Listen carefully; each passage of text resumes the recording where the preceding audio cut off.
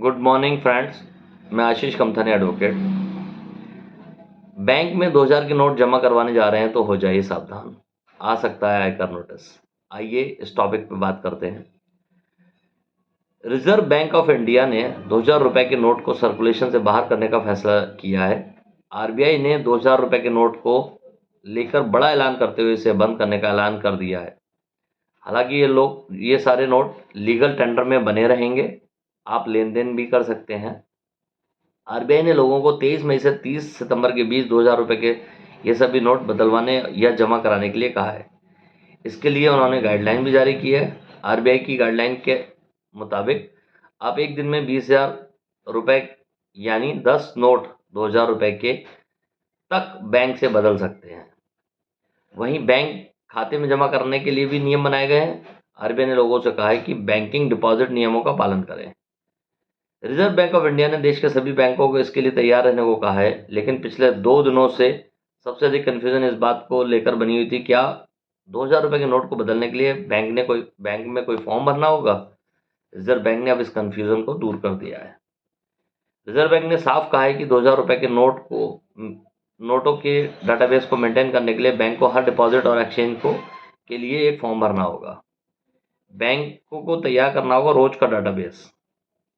Reserve bank के governor Shaktikanta Das ji ने कहा है कि 2000 रुपए के सभी नोटों का ब्यौरा रखा जाएगा। रिजर्व बैंक ने अपनी वेबसाइट पर जारी सर्कुलर में कहा है कि सभी बैंक 2000 रुपए के नोटों को जमा करने या बदलने के संबंध में दैनिक बैंक डाटा तैयार करेंगे और जब भी उनसे मांगा जाए वैसे उपलब्ध कराएंगे।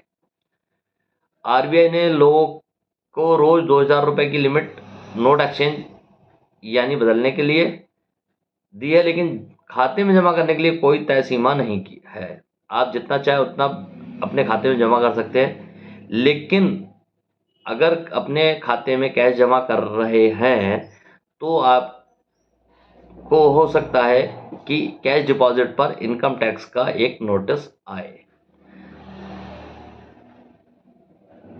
2000 के नोट बहुत वक्त से बाजार से गायब थे, इसका इस्तेमाल भी कम हो रहा था, लेकिन लोगों के पास अभी भी जो नोट रखे हुए हैं अब उन्हें बैंक को लौटाना होगा। लेकिन अगर आप कैश डिपॉजिट करने जा रहे हैं या पैसा एक्सचेंज कराने जा रहे हैं तो इनकम टैक्स नोटिस का भी ध्यान रखना होगा। कैश डिपॉजिट को लेकर इनकम टैक्स एक्ट में जो नियम है, अगर एक तय सीमा के ऊपर कैश डिपॉजिट करने के लिए आपको अपना पैन आधार भी बैंक को देना पड़ सकता है। केंद्रीय प्रत्यक्ष कर बोर्ड के नियम के अनुसार एक बार में 50,000 रुपए से अधिक की कैश डिपॉजिट या कैश विड्रॉल पर आपको अपना पैन कार्ड नंबर बैंक को देना होता है। नियम के मुताबिक आप एक दिन में 50,000 रुपए और साल में 20 लाख रुपए तक का कैश अपने खाते में जमा करवा सकते हैं। अगर आप इससे अधिक कैश खाते में जमा करवाते हैं तो आपको अपना पैन कार्ड आधार कार्ड देना होगा। बिना इसके आप तय लिमिट से अधिक कैश भी नहीं निकाल सकेंगे। इसलिए कोई भी व्यक्ति एक दिन में अगर 50,000 और साल में 20 लाख रुपए से अधिक की जमा या निकासी बिना पैन आधार दिखाए नहीं कर सकता। इस तय सीमा के बाद आपको अपने खाते में पैसे जमा कराने या निकालने या दोनों दस्तावेज दिखाने पड़ सकते हैं। जाहिर है 2000 रुपए के नोट को भी अपने बैंक खाते में जमा कराने के लिए आपको इस नियम का पालन करना होगा। यानी आप एक दिन में 2000 रुपए के 24 नोट बिना किसी दस्तावेज के आसानी से अपने खाते में जमा कर सकते हैं, लेकिन जैसे ही 25वां नोट जमा करेंगे तो आपको अपना पैन आधार कार्ड भी देना होगा। SFT statement, bank income tax विभाग को देते हैं एसएफटी स्टेटमेंट।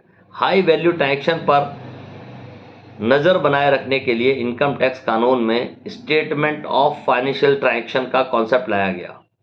कोई भी व्यक्ति साल भर में जितने भी ट्रांजैक्शन करता है, टैक्स डिपार्टमेंट उन पर नज़र रखता है। एसएफटी के जरिए tax authority high value transactions को लेकर जानकारी इकट्ठा करती है। बैंकों को हर तरह के हाई वैल्यू ट्रांजैक्शन पर टैक्स विभाग को जानकारी देनी होती है।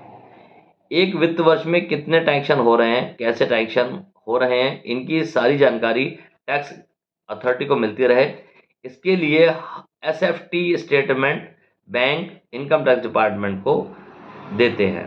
ऐसे में अगर आप कोई हाई वैल्यू ट्रांजेक्शन करते हैं और आप इसे लेकर सही दस्तावेज जमा नहीं कर पाते तो इनकम टैक्स का नोटिस आपको मिल सकता है। हालांकि आपको अपने वित्तीय परामर्शदाता से संपर्क करके या भारतीय आयकर विभाग के निर्धारित नियमों और आधिकारिक वेबसाइट की जांच करके विशेषज्ञ की सलाह लेना ही सर्वोत्तम होगा। फिर भी मैं ये कहना चाहता हूँ कि आप अपने बैंक खाते में 50,000 से अधिक एक साथ जमा ना करें और ये भी ध्यान रखें कि पूरे साल में आपके खाते में 20 लाख से अधिक कैश डिपॉजिट ना होने पाए। तो कृपया इन दोनों चीज़ों को ध्यान में रखते हुए आप अपना ये 2000 के रुपए जमा करने का अपना मन बना सकते हैं और बैंक में किस तरीके से जमा करना है इसको मैनेजमेंट को कर सकते हैं। धन्यवाद दोस्तों, बहुत बहुत धन्यवाद।